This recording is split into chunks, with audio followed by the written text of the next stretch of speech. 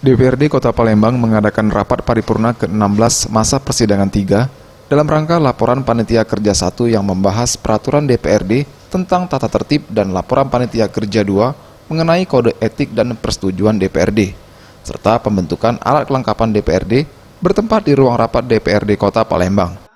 Rapat dipimpin langsung Ketua DPRD Palembang periode 2019-2024 Zainal Abidin dan dihadiri Wali Kota Palembang Harno Joyo, Wakil Ketua DPRD, anggota DPRD masa jabatan 2019-2024, dan unsur Forkopimda Kota Palembang. Rapat dimulai dengan laporan dari juru bicara Panitia Kerja 1 dan 2 dan dilanjutkan dengan pembentukan alat kelengkapan DPRD.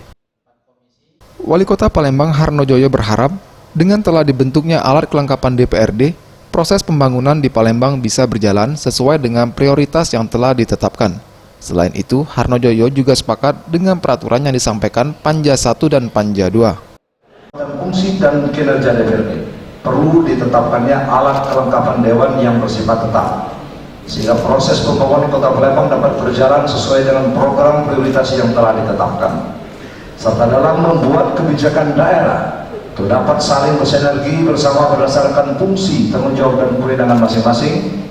Pada prinsipnya, kami sependapat dengan ditetapkannya peraturan DPRD tentang tata tertib DPRD Kota Palembang dan kode etik DPRD Kota Palembang.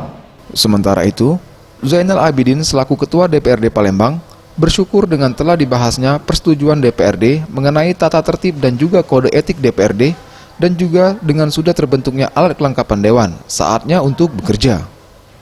Alhamdulillah, ya, tatib dan kode etik sudah dilakukan pembahasan, sudah selesai pembahasannya. Kemudian alat kelengkapan dewan sudah terbentuk dan ya, bukan saatnya sekarang sudah bisa bekerja karena pimpinan-pimpinan dari komisi-komisi, badan-badan sudah semua terbentuk.